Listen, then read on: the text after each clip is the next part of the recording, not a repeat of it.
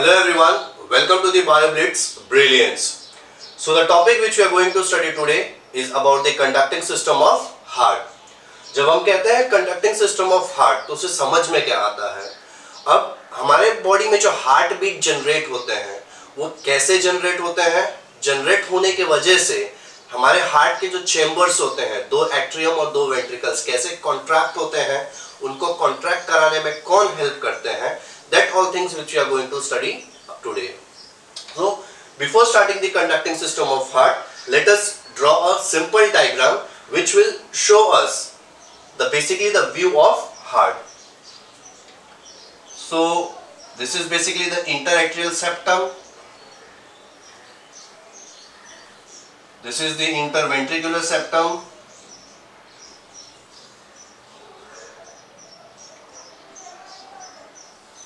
This atrium, and here goes the ventricle part. So these two chambers are atrium, right atrium, left atrium. These two chambers are right ventricle and left ventricle. So for the conducting system of heart, four major parts are there inside the heart which plays a major role. The first part is SA node. Second part is AV node. Third part is bundle of His, and fourth part is Purkinje fibers.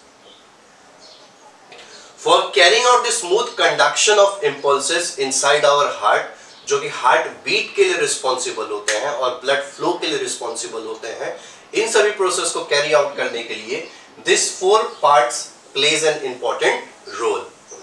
Late us see the structures, position और वो function कैसे करते हैं. Sinoatrial node basically located होते हैं यहाँ पे. AV node located होंगे at the base over here. Bundle of his will be located here. और यहां से बाइफर्केशन जाता है राइट पार्ट में. बाइफर्केशन जाएगा आपका राइट पार्ट में. So this part is the SA node, this part is the AV node, and this part is bundle of His, and this right and left part is the Purkinje fibers. This Purkinje fibers, right part of Purkinje fibers and left part of Purkinje fibers. ऐसे node का basically position होता है आपका right atrium में near the opening of superior vena cava. अब यहाँ पे right atrium में जहां पे ओपनिंग होता है सुपीरियर वेन कावा का, वहीं पे प्रेजेंट होता है आपका साइनोएट्रियल नोड, जिसे हम ऐसे नोड कहते हैं. This part is inter atrial septum. This part is interventricular septum. This part is interatricular septum and this part is interventricular septum. Interatricular septum atrium को दो पार्ट्स में डिवाइड करते हैं, right and left. Interventricular septum ventricles को divide करते हैं right and left ventricle में. When we say about the atrioventricular node, तो atrioventricular node basically located होते हैं at the base of interatrial septum. Now इनका पोजीशन या फिर इनका लोकेशन जानना बहुत ज्यादा जरूरी है, क्योंकि जब इंपल्सेस ट्रैवल करेंगे तो location to location wise travel करते हैं. बंडल ऑफ हिस का बेसिकली लोकेशन होता है इनसाइड द इंटरवेंट्रिकुलर सेप्टम. जहां से इंटरवेंट्रिकुलर सेप्टम स्टार्ट होता है वहां पे लोकेशन होता है बंडल ऑफ हिस का. और बंडल ऑफ हिस के जो फाइबर्स होते हैं वो बाइफर्केट होते हैं राइट वेंट्रिकल्स के वॉल में एंड लेफ्ट वेंट्रिकल्स के वॉल में. हम जो यहाँ पे मेंशन कर रहे हैं left पुरकिंजे fibers and right पुरकिंजे fibres, ये पेनिट्रेट करते हैं inside the wall of ventricle. ये पेनिट्रेट करते हैं inside the wall of ventricle. Now एक पॉइंट ऐसा है जो आपके इंपॉर्टेंट होना चाहिए, इंपॉर्टेंट है सीटी या नीट के पर्सपेक्टिव से. साइनोएट्रियल नोड और एवी नोड, ये दोनों जो नोड्स होते हैं वो बने होते हैं एक स्पेशल कैटेगरी ऑफ सेल से, जिनको हम कहते हैं मायोसाइट्स. क्या कहते हैं? मायोसाइट्स. अब हमारे बॉडी में इंपल्सेस जनरेट करने के लिए, ट्रैवल कराने के लिए, एक जगह से दूसरे को ट्रांसफर कराने के लिए the structure which is responsible are the neurons. But neurons are the structures which carry और प्रोड्यूसेस द इम्पल्सेस जब उनको ट्रिगर मिलता है, यानी उनको काम करने के लिए कोई ना कोई ट्रिगर चाहिए, उनको इम्पल्सेस प्रोड्यूस करने के लिए कोई ना कोई एक ट्रिगर चाहिए। बट मायोसाइट्स वो सेल्स होते हैं जिनको सिग्नल या इम्पल्स प्रोड्यूस करने के लिए किसी ट्रिगर की जरूरत नहीं होती है। Myocytes are the cells which produces electric impulse on its own, अपने own नेचर पे वो इलेक्ट्रिक इंपल्सेस प्रोड्यूस करते हैं। सो साइनोएट्रियल नोड प्रेजेंट रहेंगे आपके ओपनिंग ऑफ राइट एट्रियम में, ओपनिंग ऑफ सुपीरियर वेन का वहां पे। एट्रियोवेंट्रिकुलर नोड यानी एवी नोड प्रेजेंट रहेगा आपका बेस ऑफ इंटरएट्रिकुलर सेप्टम पे। बंडल ऑफ हिस प्रेजेंट रहेगा inside the interventricular septum, and interventricular septum में जहां से बंडल ऑफ हिस आपका चालू होता है वो आगे जाके डिफरेंशिएट होगा राइट एंड लेफ्ट पार्ट में ऑफ पुरकिंजे फाइबर्स, और राइट एंड लेफ्ट पुरकिंजे फाइबर्स आपके प्रेजेंट होंगे inside the wall of ventricles. Now अब कंडक्टिंग सिस्टम काम कैसे करता है, let us study this step by step. सबसे पहली बात, साइनोएट्रियल नोड में जो मायोसाइट्स के सेल्स होते हैं वो एक तरीके का इलेक्ट्रिक इंपल्स जनरेट करते हैं। साइनोएट्रियल नोड जो रहते हैं वो एक तरीके, उसमें जो सेल्स होते हैं मायोसाइट्स, वो एक तरीके के इलेक्ट्रिक इंपल्स जनरेट करते हैं, यानी ऐसे इलेक्ट्रिक इंपल्स जनरेट करेंगे। जब ऐसे नोड से इलेक्ट्रिक इंपल्स जनरेट होता है, इसके वजह से आपके जो एट्रियम होते हैं वो कॉन्ट्रैक्ट करते हैं। क्या करते हैं? एट्रियम आपके कॉन्ट्रैक्ट करते हैं।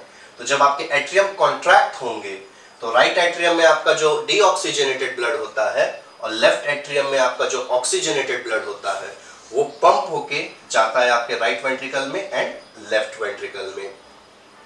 अब ऐसे नोड में इंपल्स जनरेट हुआ है। अब इंपल्स जनरेट हुआ, इसका मतलब ये नहीं कि वो एक ही जगह पे फिक्स रहेगा, रेस्ट्रिक्टेड रहेगा। ऐसे नोड से जब इंपल्स जनरेट होता है तो वो ट्रांसफर होता है आपके एवी नोड तक। ऐसे नोड से जब भी इंपल्स जनरेट होगा तो वो ट्रांसफर होगा आपके एवी नोड तक, और जब आपका इलेक्ट्रिक इंपल्स ट्रांसफर हो जाएगा एवी नोड तक, आपके जो एट्रियम कॉन्ट्रैक्ट हुए रहते हैं ये एट्रियम आपके रिलैक्स हो जाएंगे। तो एट्रियम रिलैक्स होने की वजह से इनमें वापस से डीऑक्सीजनेटेड ब्लड फिल्ड हो जाएगा और इनमें ऑक्सीजनेटेड ब्लड फिल्ड अप हो जाएगा। अब हमारा जो इलेक्ट्रिक इंपल्स है वो आ गया है एवी नोड के पास। वो इलेक्ट्रिक इंपल्स जो साइनोएट्रियल नोड से एवी नोड के पास आया है, एवी नोड से ट्रांसफर होगा बंडल ऑफ हिस के पास, बंडल ऑफ हिस से ट्रांसफर होगा आपका पुरकिंजे फाइबर्स के पास।